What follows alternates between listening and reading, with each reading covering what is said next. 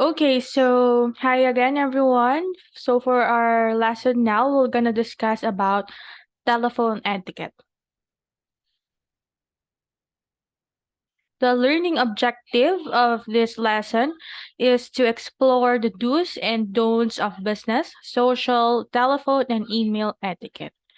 Okay. So what is phone etiquette? Una sa lahat, communicating over the phone remains an important tool for business. In the hospitality industry class, palagi kayong may nakakausap sa telephone. Whether you're in hotel industry, in travel and tours, and other sectors sa loob ng industry natin, very important ang phone etiquette. It's because it's part of our responsibilities. So for you, to be able to learn this as early as now is really important. So from our previous discussion, we discussed about your social etiquette, table manners, and the likes. Now let's discuss about our telephone etiquette. So despite the digital customer service communication advancement, 'di ba, meron na tayong mga email, texting, as well as automated answering services, may mga chatbots na rin tayo. Pero nagre-remain pa rin yung paggamit ng telephone as an initial part of contact. In the industry, meron tayong tinatawag na moment of truth. Kapag sinabing moment of truth, yun yung actual experience ng guests natin, ng clients natin. It's the actual part where we're gonna deliver the service to our clients and to our customers. And ang initial point of contact natin is yung telephone. Usually, is through telephone calls. Kapag meron silang question, if they're having reservations, a lot of times, it's via phone, 'di ba? Phone call. So as early as that initial period pa lang, meron na tayong sine-set na standard as well as expectation doon sa mga clients natin. That's why from that initial point of contact dun sa telephone call pa lang na yon, it's important to have a strong positive impact na agad with our clients, okay? Kasi ito yung first impression kumbaga, and we want to build a good and a wonderful positive impression to our clients and customers, especially that we're in the hospitality business. We want to set up a very good standard as early as that initial contact. Okay? So yes, marami actually tayong ways through emails and the likes. However, if it's telephone call, it suggests urgency. Why? Kasi tumawag na yung client, tumawag na yung customer. Kapag email, nagbibigay siya ng impression na kaya niyang maghintay ng response from us kahit na we're busy at that certain moment. However, if it's telephone call, it suggests urgency. So, urgent yung response natin and that kailangan ng customer or ng client natin yung sagot natin from that inquiry. So, as early as that, good impression agad from that telephone call. Okay? So what is phone etiquette? Phone etiquette is the way you use manners to represent yourself in your business to customer via telephone communication. Yes. Diyan pa lang nire-represent mo na yung business mo. Diyan pa lang nire-represent mo na yung type ng organization kung saan ka kabilang. Diyan pa lang pinapakita mo na yung values and principles ng isang company kung nasan ka. At the same time, nire-represent mo din yung self mo doon sa client mo. That's why we want to create build a positive impression doon sa guest natin. And sa hospitality industry, ang main na product natin is experience, is yung service. So, the initial contact is very important. Okay? Sino dito ang nasa call center? Actually, nakita ko yung mga answers nyo from our previous activities and maraming working sa class na ito. Merong mga call center, merong mga nagwo-work sa call centers here, right? Ang mga employees ng call center, they have a very good voice modulation and pronunciations with words and the likes. Okay? So, yon. So, tinatrain silang mabuti for phone etiquette.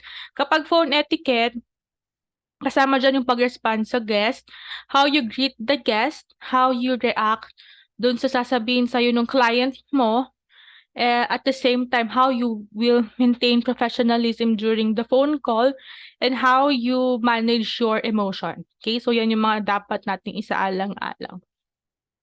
So why is phone etiquette important?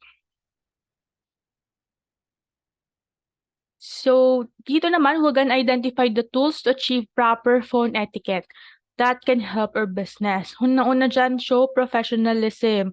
So, whether you're a startup or a well-established business, and your representatives knows your business best. It's very important to communicate with working knowledge to your callers. Dapat alam mo agad kung anong yung business mo, ano ba yung nire-represent mo, ano ba yung sasabihin mo, hindi puwedeng hindi mo sure. It's very important that you're gonna deliver a correct and direct information to your clients while giving a very good telephone manners, 'di ba? Dun pa lang sa initial contact na yon, you should establish a professional worthy para mag-repeat yung mga business dealings mo, para mag-repeat si client sa'yo, 'di ba?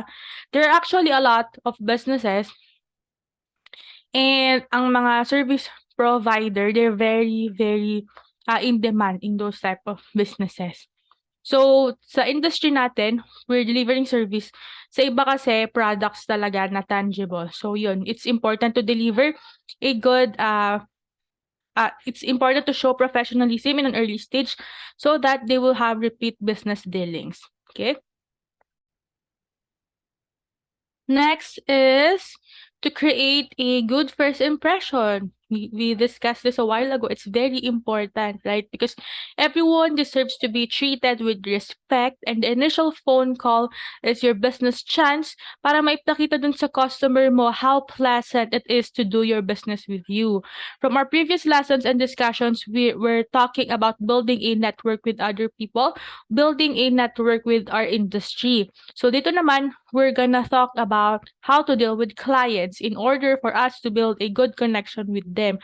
So dun sa phone call pa lang na yun, you're giving a good impression, magdedetermine na nun or pwede na siyang maging initial contact for you to create a good relationship with your customers and with your clients. So it's important to deliver it with pleasant, good first impression. Okay? With pleasant and a good first impression so that we can secure na magre-repeat call si client and we're gonna have a long partnership with that customer. Increase customer trust and loyalty. Yes, yung first impression na yun sobrang important because you're talking to that person, how you're gonna deliver your how do you call that? How we're gonna deliver the service and represent the company to that customer and client. It can also be a tool to increase customer trust and loyalty. Napapansin niyo ba class, kapag tumawag kayo example, may inquiry kayo regarding sa isang product, kapag hindi gano'n ka-friendly yung nakausap niyo sa phone, naghahanap kayo ng other options, 'di ba? So dun pa lang, that's an initial contact, puwede na agad ma-lose yung client. So iko-compare natin dun sa someone who has a very good telephone etiquette na nagde-deliver talaga ng pleasant communication and good conversation dun sa client natin. For sure may increase yung customer trust and loyalty, 'di ba?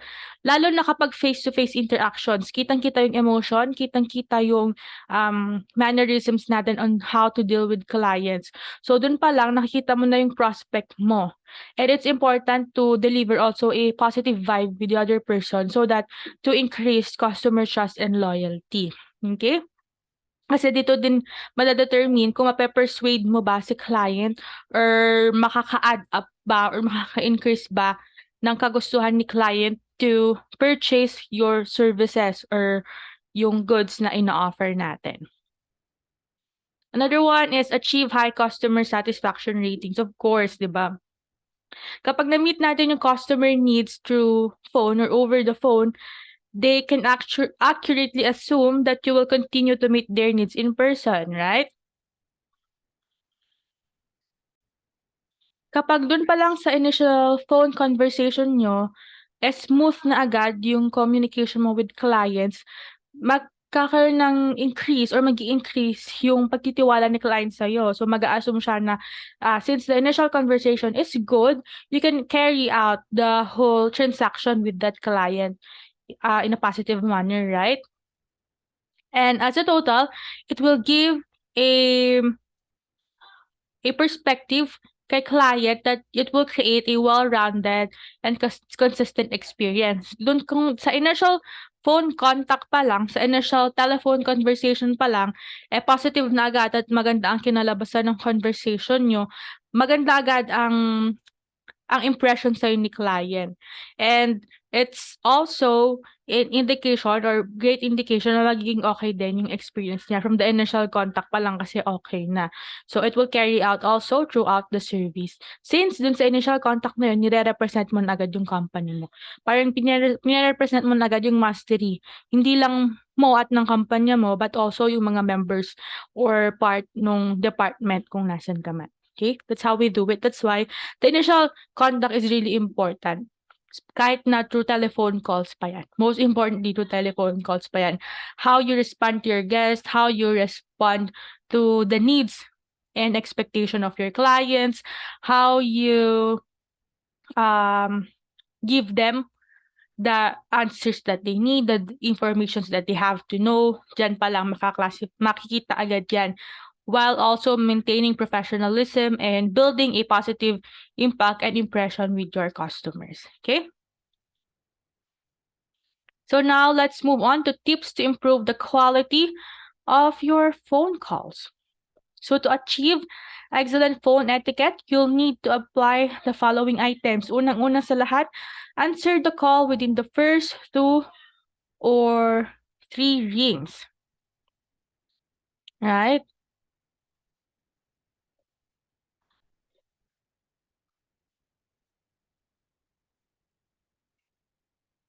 So that's actually the rule in the industry. 2 to 3 rings siya. So kring, kring, kring, then you answer the call. 2 to 3 rings talaga.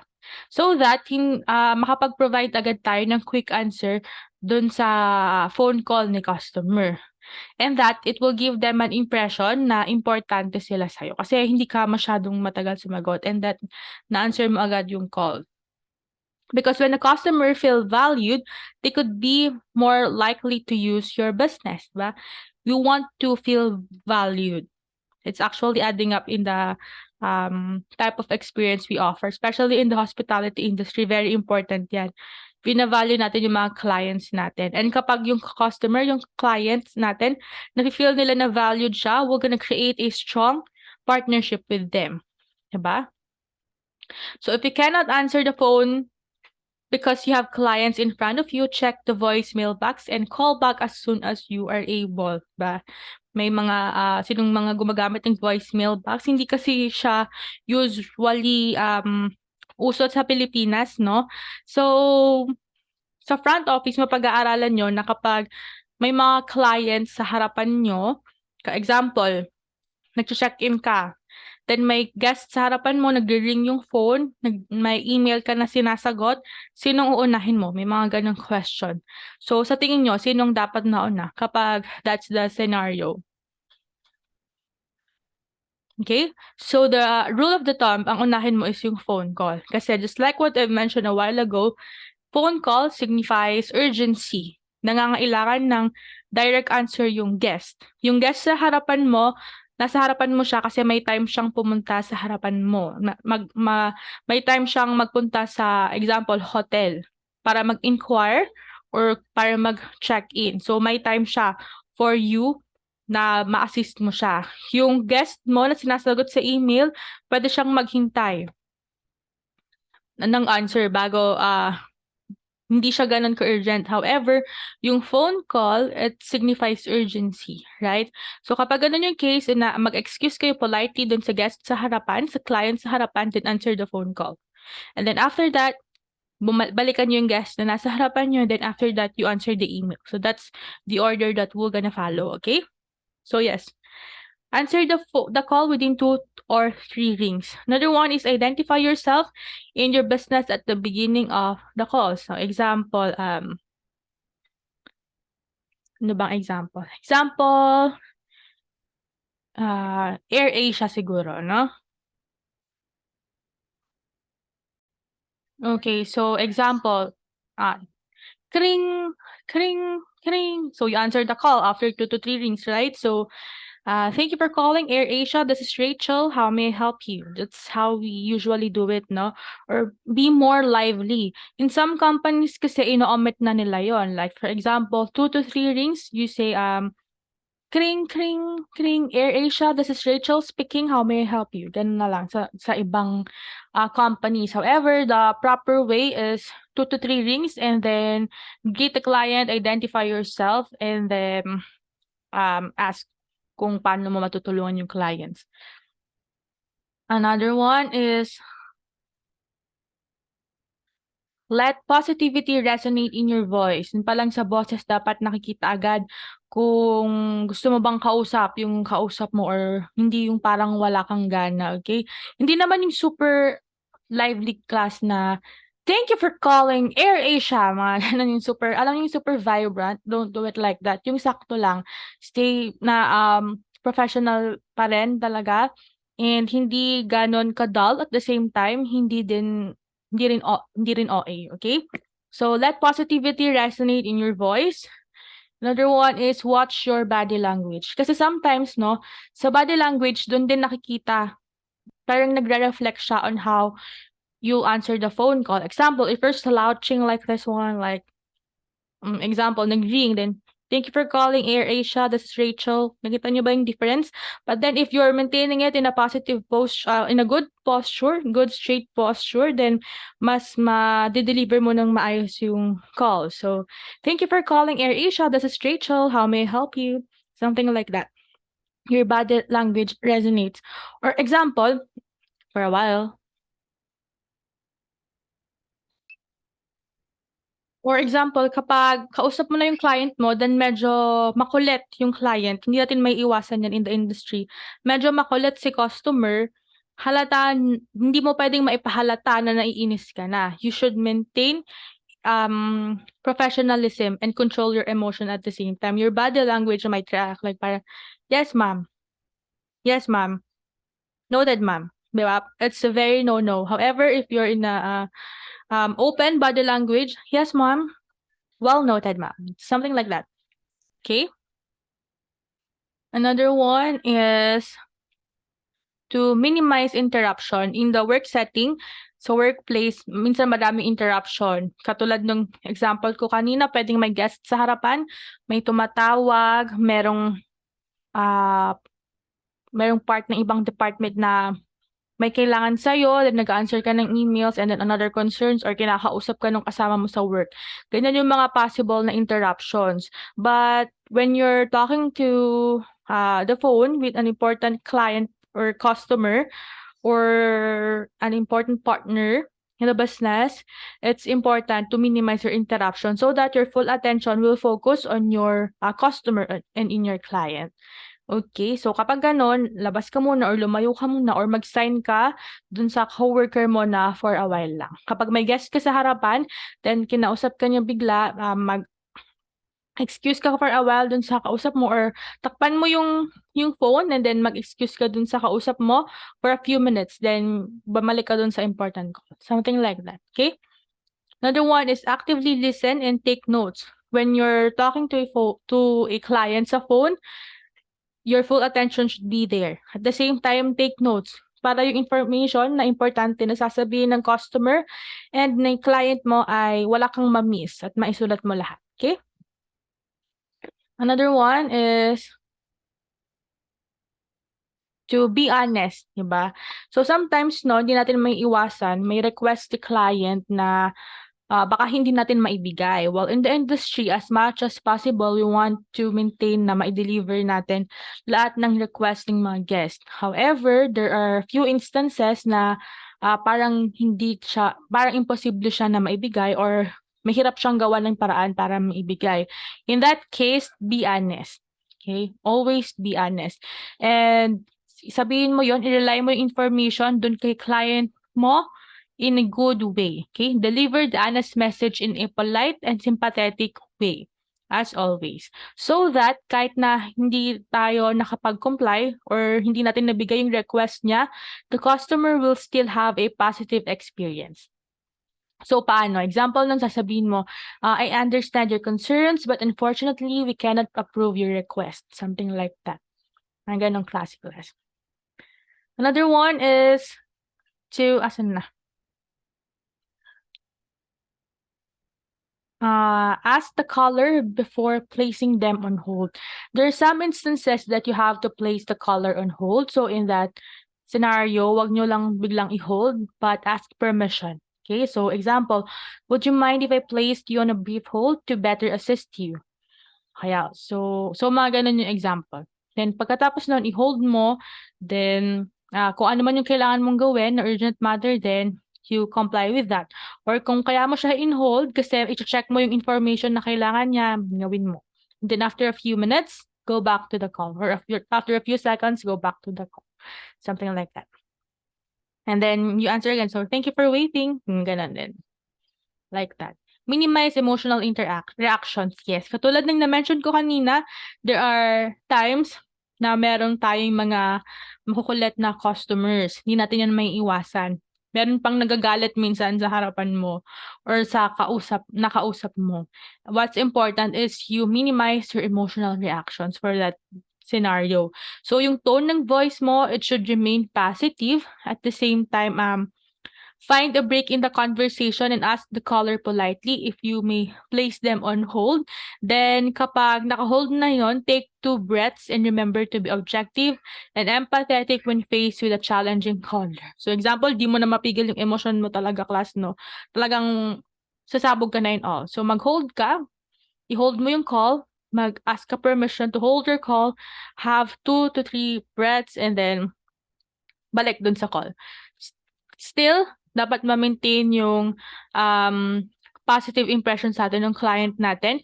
Hold your emotion and then, yes, respond to the caller. In the hospitality industry, meron tayong rule, class, na pwede ka lang magstay na naiinis ka for 5 to 10 minutes. Pinakamahaba na siguro yung 30 minutes. And on that process, dapat na maintain mo pa rin talaga or nako-control mo pa din yung emotion mo. It's really important in the industry. So usually, take few breaths lang or mag-CR ka para makahinga ka dun, bumalik ka dun sa post mo. Whether it's face-to-face interaction or phone calls. But don't hold them for like 5, 10, or 30 minutes after the interaction. Punta ka ng comfort room, or mag-break ka for a while, bumalik ka sa post mo para yung next na client mo, naka-relax ka. And naka-release ng emotion mo from the challenging customer na kinausap mo before them. Something like that. Okay?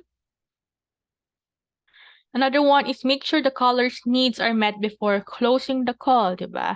So, kaya tumawag sa'yo yung client, magpapareserve siya if you're, example, reservation officer ka sa isang hotel or sa isang tourism provider or may questions siya and the like. So, before mo tapusin yung call, before matapos yung call, importante na nasagot mo yung tanong ni client or naibigay mo yung information na kailangan ni client. And in ending the call, class, always remember na si client dapat ang unang magbababa ng call. Okay? So that we can secure na hindi natin mababaan ng call si client. Diba? So siya muna dapat yung magbababa ng call. It's also part of being polite as para sa atin na mga nasa service industry. Okay? So may hindi ako nailagay sa ating slides. We actually have, this is part of your module, is yung elements of proper, wala yung aking shared screen. Farewell. Anyway, nasa module nyo to.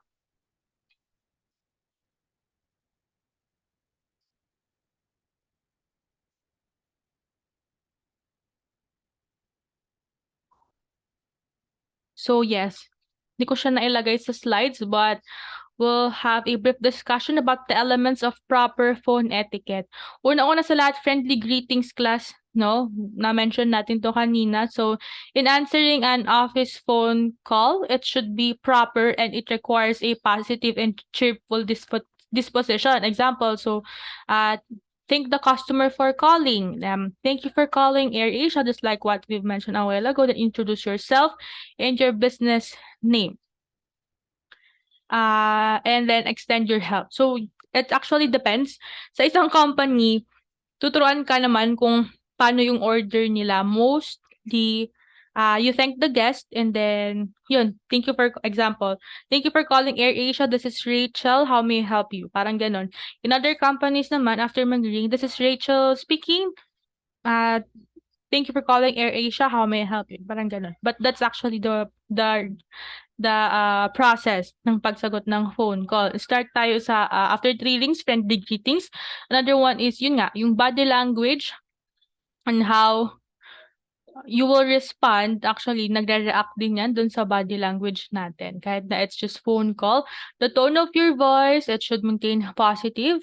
So, adapt confidence in your voice. Kasi halata din yan sa boses kung kabado yung kausap mo. So, adapt confidence in your voice and limit interruptions and maintain a professional engagement at all times. Another one is tact. So, yes, kahit na mayroon tayong medyo challenging customers or that if we're gonna deliver a potentially upsetting information through phone, we have to remain calm and consider the word of choice na gagamitin natin in delivering the message to our caller. Okay? Choice of words din talaga, it's important. And then active listening. Okay? And take notes of the information and also appropriate closing before ending the calls. So, yan. Yes, yan yung ating telephone etiquette na you have to learn. That's the basic and the do's and don'ts also that you have to learn because magagamit niyo yan in the industry.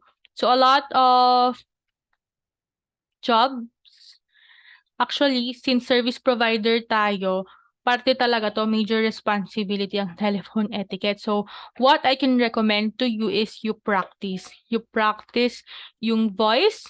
Example 'no, kung gusto mong marinig yung boses mo, mag-record ka ng example may kausap ka para makita mo yung or marinig mo yung tone ng voice mo or yung facing ng salita mo kung masyado bang mabilis, masyado bang mabagal, masyado bang mataas yung boses mo, masyado bang dull yung boses mo and the like so that maayos mo. That's actually how we're gonna do it. Diction also, the way you pronounce your words is really important. So, pwede natin siyang magamit or maayos through practice. So, practice, practice, practice. Telephone etiquette, it's important. Another one, so if you're not that confident in speaking, we can fix that through practice again, 'di ba? Kasi mas confident tayo pag alam natin yung sinasabi natin, mas confident tayo kapag sanay tayo sa ginagawa natin and the likes. So as early as now, you practice it. Modulation, the tone of your voice, the correct phrasing, the how you will deliver your information and the likes. Practice as early as now because it will be a really good point for you and it will really help you in the industry someday. If you know and you can apply the proper telephone etiquette. Okay, so that's our lesson for today. I hope you learned a thing or two. And if you have more questions or if you have concerns, you can message me on my messenger or email or through our GCR. So, yes, class, take note of our exam schedule, ha? Bye, everyone. Have a great day. Keep safe.